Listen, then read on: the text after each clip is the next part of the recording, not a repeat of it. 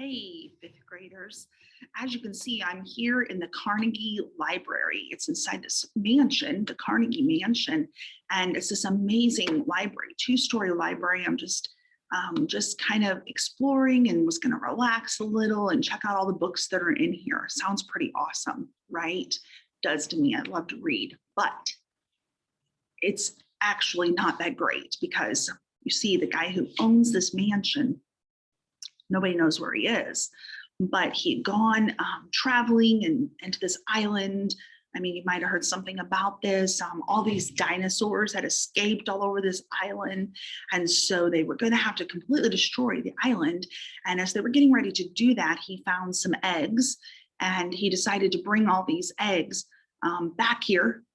And these eggs did hatch. And unfortunately, as you can imagine, it wasn't the best thing because these eggs actually were velociraptors. So come to find out, these velociraptors have been set loose in this library. Oh my gosh, you hear that? That's what I'm talking about. They were actually set loose in this house. The library is the only safe place. I've got the bars all blocked, and I'm just really worried that the velociraptors are going to get in here. So I got to get out somehow, and the window behind me is not an option. So we have to find a way to get out of here before these velociraptors destroy me. Now, this is where you come into play. I'm going to give you a sphero, and you're going to have a code and follow that program and try to solve a path for me to get out of here. So we need to create that today. And I've got some things to show you. I have a document that will show you the outline of this mansion, and I need you to kind of come up with a plan. So right now, the substitute teacher is going to give to you a map. And oh, sorry, I was checking out where the velociraptors might be. I think they're getting louder. Anyway, she's going to give you a piece of paper and it shows the layout of the house. And so what I need you to do is draw a path that the sphero could follow to get out of this house. So let me show you what I mean. Okay, so here it is. You can see this behind me.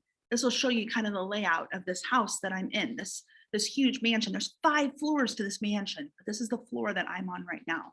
And over here, you can see the library, and that's where I'm at right now. Now, the best option, of course, would be to go out here in the front where the entrance is. But I know this whole area is filled with all of the velociraptors. They seem to have gotten quiet right now. So we need to find a different path. We need to draw a path coming from the library and going through the house and getting me out safely.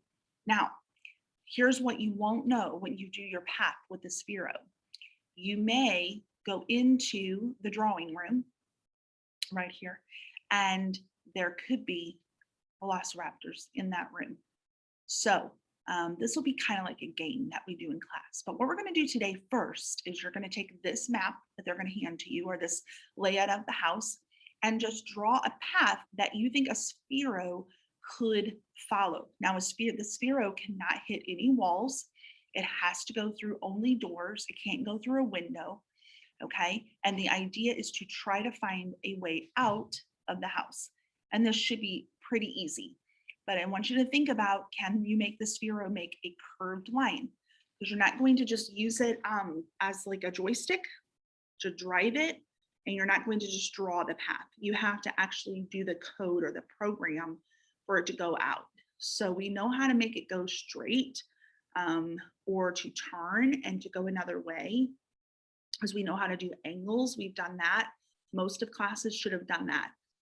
So make sure that you're drawing a path that you think would be easy to write a program for the sphero to follow. So that's your first step. Just put your name on this paper and then draw your path. It should just take a few moments, and then we'll move on to our next thing.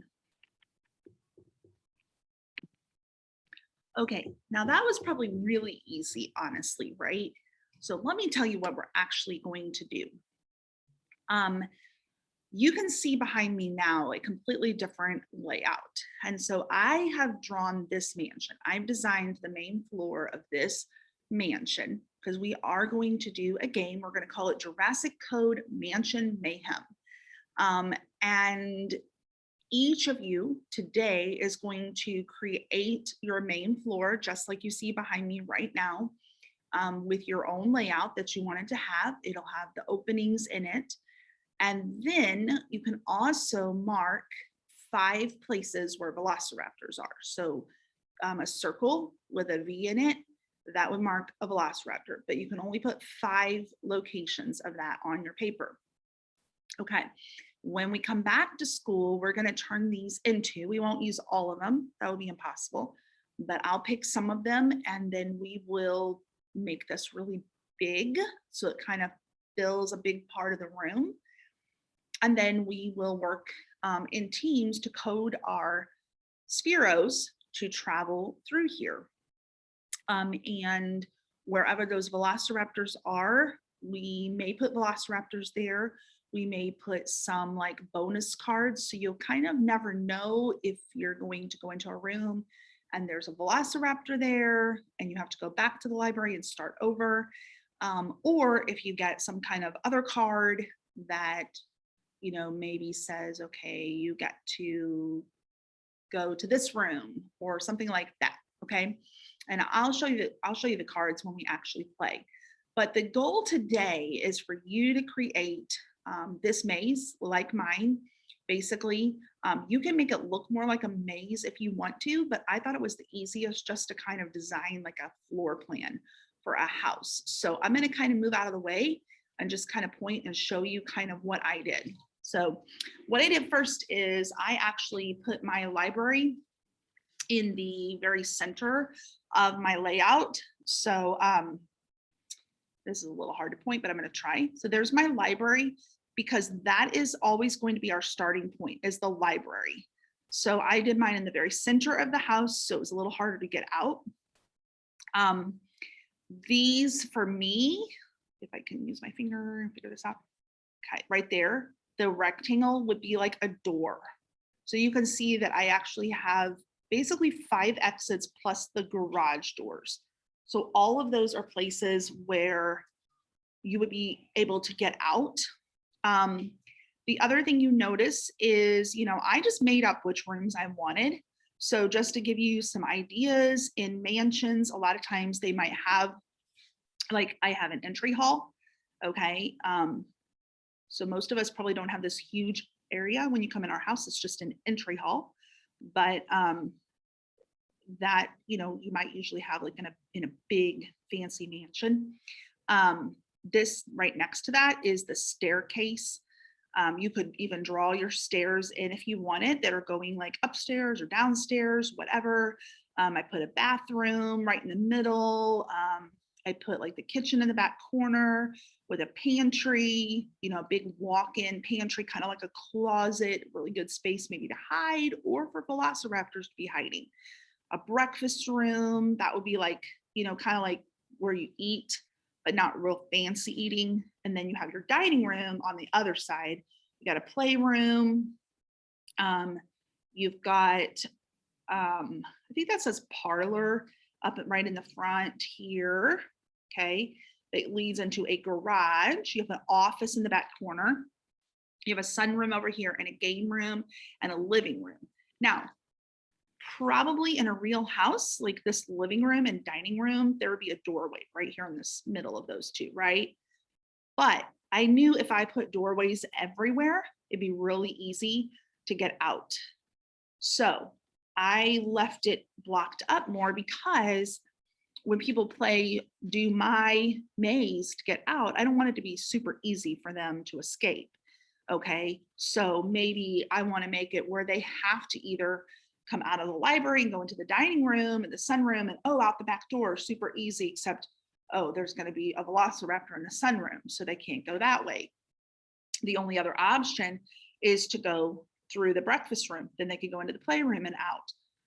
Or they're going to have to go all the way around, just depending on where I decide to put those things. Now, if you want to do something creative where you put like a secret, a secret passageway, you could mark that somehow on yours.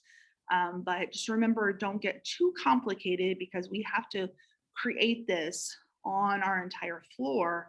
We'll have to map out our maze, with some probably like with painter's tape on the floor. Okay. And we'll probably do like 4 at a time.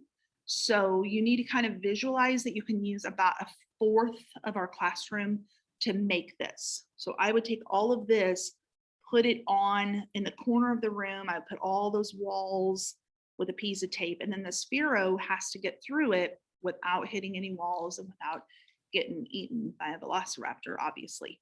Okay. So on the back of your paper that you had, you're going to create your house plan, your mansion, and don't forget that it has to have a library in there because that's the starting point. Beyond that, you can have whatever rooms that you want.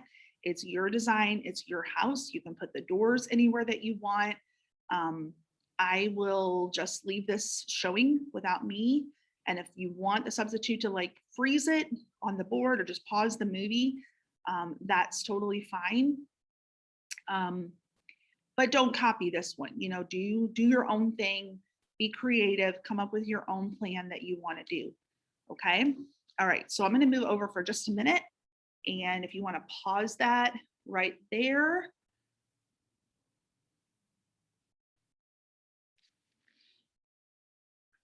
And then when you finish with this, I'll have some more things for you to work on today. Hey, I'm still here in this beautiful mansion, but I really want to escape because I really don't want the velociraptors to get me. So the next step is to write a program. And what I would like you to do today, if you have extra time, you're going to work on this. And then once you finish this, I have a quick little video of I'm not going to tell you what it is. You can be surprised, okay? But just something for fun. So let's take a look at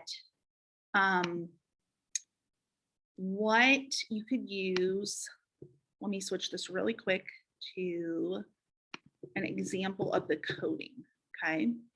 So this looks a little different than what we're going to use, but we're going to hand out just a piece of blank paper. You can work with a partner if the substitute is okay with that, and as long as everyone is wearing a mask, and we work with one other person, okay? So you have a code right here that you're going to follow. Don't follow this, but this is an example of something that you might do, okay? So just draw it like you're writing code, like the first block. You can call it Escape Maze 1, or you can call it Escape the Mansion, or you can call it Run Program, whatever you want to do. And then you're going to draw your connector blocks and just put in what you think the sphero should do. Move forward, turn left, move forward. Now the sphero, we will actually have to program like the angles, we have to program the speed that it goes, all of that. But just the basic concept of how you would program it and the direction that it would go, you can kind of draw that. And then when you guys finish that, you can come back one more time and I'll tell you what we're going to do at the end. All right. So if you've finished all that, make sure your names are on everything. You're going to turn that in so that I can take a look at all of those when I come back. If you need to keep working on yours so it's ready for me to take a look at, you can keep working on it while you watch some videos that I'll have linked below this. We'll start with some compilation video of some robot fails. All right.